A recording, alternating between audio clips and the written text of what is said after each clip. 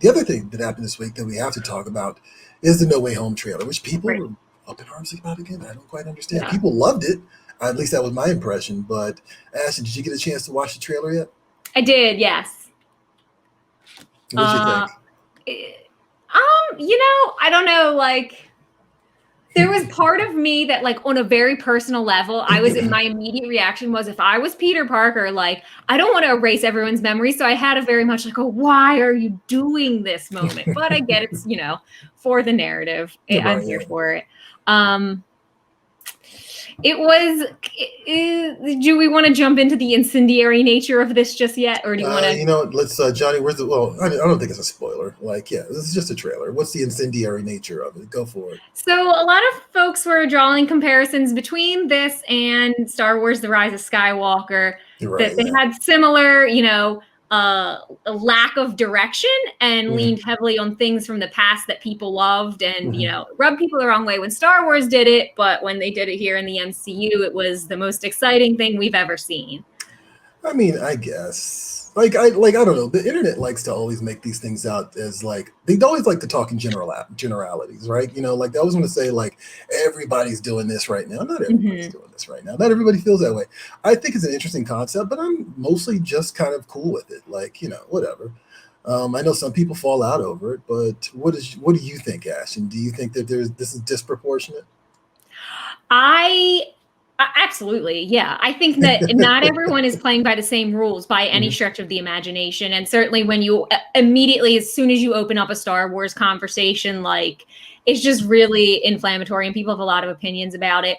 I do think it's interesting that Disney can own both of these properties and kind of admittedly, approach them from similar positions and get away with it one time and not the other. And I wonder if that has to do with like just like the pop culture fabric, right? Like Star Wars it's a mainstay. We've had this thing since the 70s and there's very definitive things people are okay with.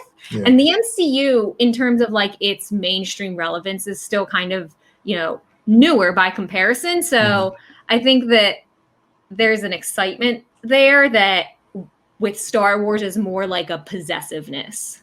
No, I think you're absolutely right about that. I think, Marvel comic book readers definitely there. I think there's a possessiveness.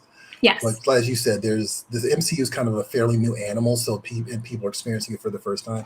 I actually have been thinking a lot lately, like now that we're past Endgame, that possessiveness is going to take hold for everything. Actually, we already saw it with the actor that was supposed to play the new Captain America on Falcon and the Winter Soldier, the guy who plays U.S. Agent, John Walker, and how people just flipped out on him. He's like, "You're not Chris Evans," that type of stuff, Right. But at the same time, like I kind of feel like, I feel like the narratives are different for a reason. Like, you know what I mean? Like Star Wars kind of has all this stuff preceding it that kind of informs how much of a mess the prequel trilogy was, like, versus like, Marvel has kind of just been dancing between raindrops, dodging every single bullet that come past up until recently. Up until really recently, actually, they've been dodging every single bullet they possibly could. And I think it's because they've said the right things, they've done the right things, and they've kind of focused on being entertaining.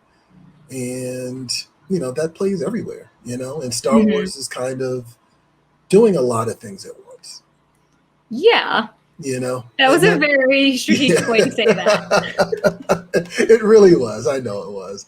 But yeah, it's just doing a lot of things at once. Some people looked to hate on everything. The trailer was great and left me wondering just how those villains get to this point from the past or their alternate reality Earths. Okay, yeah. No, I'm actually curious about that. Okay, yeah. I mean, look, I agree with that. I want to be clear. I liked the trailer. It got me excited for sure. Like, there's plenty of hype to go around. But I do think people raise valid points that maybe they're doing some things that Disney has done in the past and been less successful with.